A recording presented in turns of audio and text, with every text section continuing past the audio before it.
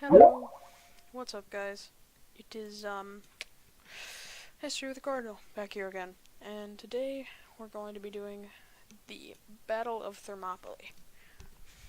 Now, this is your moment that many people have associated with the, 300 Spartans versus like 100,000 Persians moment. Part of that's true. There were 300 Spartans there, at least in the end. But there were also about 1,700 other Greeks. Anyway, that's neither here nor there, and let's get into it. So, before we start, the reason why the Battle of Thermopylae happened was because the Greeks were severely numerically outnumbered. They knew that even though they had better technology and armor, they wouldn't beat the Persians in a straight fight. Their initial plan was to set up a defensive line near Thrace, modern-day Istanbul region, to keep the Persians from crossing. But the Persians had a large enough navy that they could have just outflanked the Greeks on either side, and the Greeks didn't have enough navy to punch through in between Thrace and Asia Minor to defend the left flank, nor really enough navy to defend both sides if they could. So they retreated to the Strait of Thermopylae,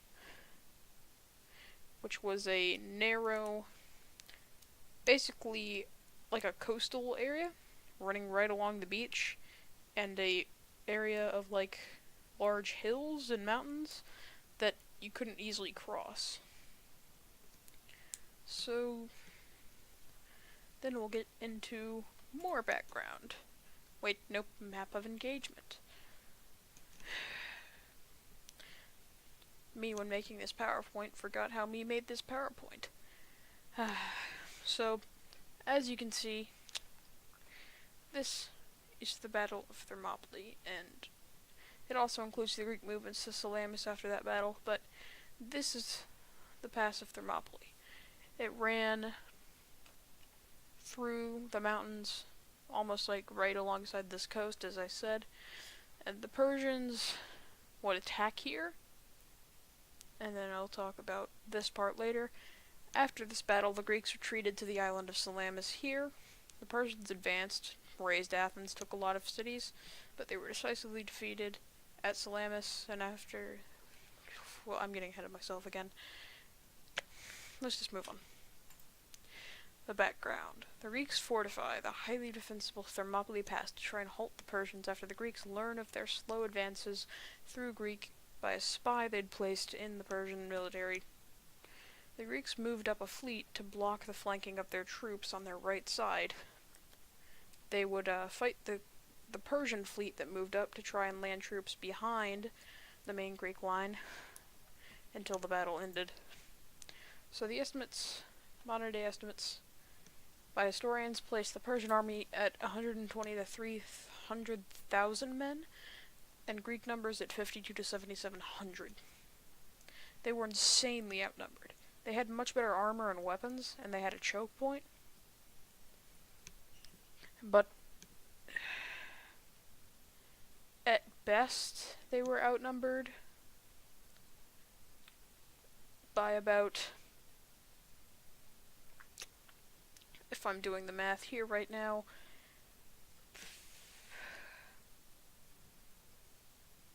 like 50 times. So, yeah. As I stated here on the slide. Let's just move on again. So the first day of the battle, the Persians fired a bunch of arrows from their archers, but like to try and weaken the Greek positions when they came into a battle line, but it's ineffective because the Greeks have like basically full body armor and giant shields, so not really knowing what else to do, Xerxes sends in his infantry to a charge. But the basic Persian infantry is cut to pieces because the Greeks have gigantic shields and armor, as previously mentioned, as well as spears. So they can get the spears through the slots in between their shield and their partner's shield in the Greek formation of battle called a phalanx, and they cut down many, many Persians, taking very few casualties. The Persians then send in their elite immortal troops. That's what they were called. They're obviously not immortal. Because most of them died, too. Sending in troops that are better at fighting troops without shields and armor. They are basically just sending in more experienced fighters, but they were more experienced at fighting different kinds of soldiers. And then the Greeks tricked the immortals into an ambush by pretending to retreat, and then turning around and stabbing them. Yeah. Second day, the Persians performed another charge, which also fails, and there's still, at this point, relatively low Greek casualties. The Persians retreat, demoralized, but a local Greek sells out to the Persians, tells them about a mountain path leading to flank the Greek positions. The Persians begin to move out a smaller force along the path. And on the third day, the Phocians retreat from the mountain pass when they see this Persian force advancing out of fear. The Persians just basically bypass them to encircle the main force. Finding out about this, all but 1,700 men, the 300 Spartans, the Thebans, the Thespians, and the Spartan Helots fled. So this Greek rearguard charged the main Persian force, fighting to the last, inflicting many more casualties on the Persians, and probably demoralizing them a lot too, and allowing the remaining 3,000 Greek soldiers to escape, to fight the further parts of the war. So, the aftermath. The Battle of Thermopylae, aside from being the basis for the legend of the 300 Spartans holding off the Persians, that's epic in its own right, it was critical in the war, because even though the Greeks lost, they inflicted around 20,000 casualties, and lost only around 2,000 to 4,000. At worst for them, that's like 2.5 times. And at best, like 5 times. It's amazing. It was one of the best strategically fought battles in history. The Greeks used their superior armor and weapons and superior strategy to defeat a force that was much larger than, not defeat, but whittle down the force so much that they were demoralized. And this battle was probably also a key point in prompting Xerxes to take most of his army out of Greece after the Battle of Sardis also affected this because he lost most of his navy. But combined, those two battles prompted Xerxes to retreat most of his troops. It's kind of unclear historically why. Maybe he was scared. Maybe he thought he'd weaken the Greeks to the point where he could finally take them out. But the Greeks made a massive counteroffensive, taking back all of their own land, including the cities in Asia Minor, and then supporting rebellions they took Byzantium, and they supported a revolution in Cyrus.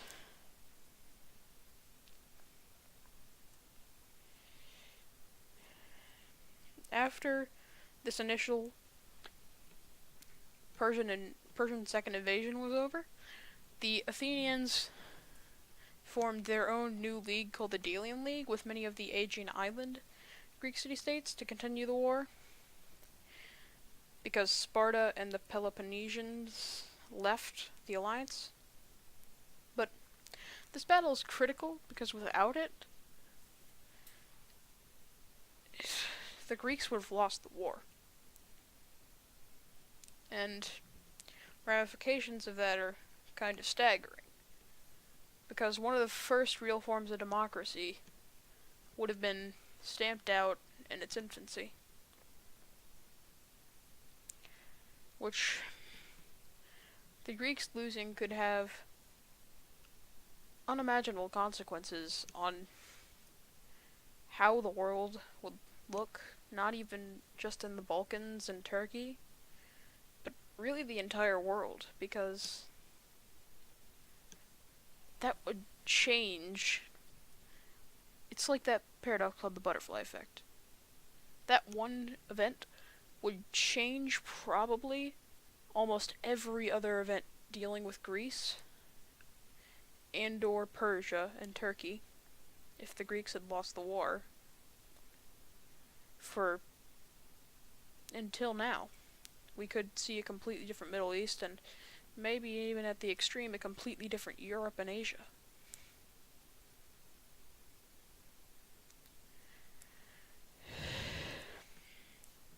It's fascinating to me.